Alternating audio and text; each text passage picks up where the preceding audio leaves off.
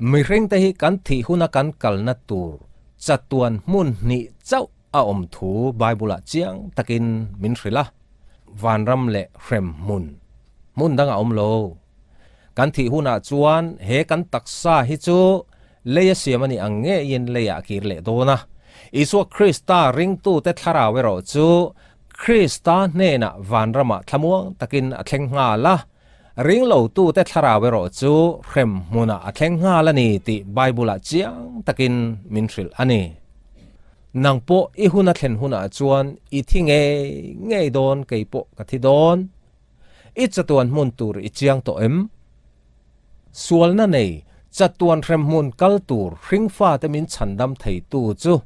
buddha anilo muhammad pon nilo hindu pathian te pon nilo isua krista chau hi ani isua krista chu khovel om ma a vanrama pa nen ro puina ne na om chatuan rem muna kal tur sual nei hringfa te min chandam tura pa pathian ina aron tir chandam tu om chun ani chatuan rem huna kal tur sual nei nang le ke min chandam na turin isuan enge min ti sak kan sual man bat zong min tlak sak turin cross kan tor ain min tor saka pa pathian ma a mi fela pom kan ni theina turin ni thum nia thana tangin kai thoi naom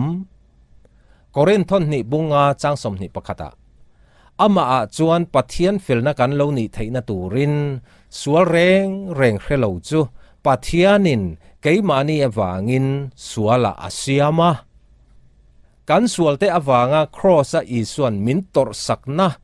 kan sual man bat min tlak sakna lo hi chu kan tan sual ngai damna kong dang a om lo zona bung thum chang som pren na lali suange in tu po ama ring chu thiam lovin an om lawang tu po ring lo chu tu na pangin thiam lovin an om pathian fa pamal nei ming an rin lo wangin ati tu po pathian ma a adan bo chetu sualna nei kan ni ti ma ni din mun tik tak in ria a isu kristan crossa kan sual man bat min tlak sakna lo hi chu kan tan sual ngai dam na kong dang a om lo ti chan chin tha ria a isu krista chula le chandam tua kan rin chuan kan rin ve le kan sual na song te chu crossa isuan min tor sakna awangin pathianin min ngai dama dan zo fam kim tu sual na reng nei lo isua fel na chu kan fel na a pathianin apuanga apom mia isua krista chula le chandam tua ilapom lo ila ring lo ani chuan atlai ma hian ring ro isua krista chula le chandam tua tun nu na hian i ring du lo ani chuan itan engtika ma chandam na kong a om le to ngai lawang pa pathianin fapa isu krista nena leya levana thu nei na zong apeto ro puina nen alokal le donani tun huna isu krista ring du lawani chuan engti kong zong ma in chatuan rem munata itan chan damna kong a omle to ngai lawang chawangin sualsima anen pan tura hun tha apek lai che hian anen pan ro adan te bo chet na suala nun zel ai chuan isu ka sual man bat zong min tlak sak tura crossa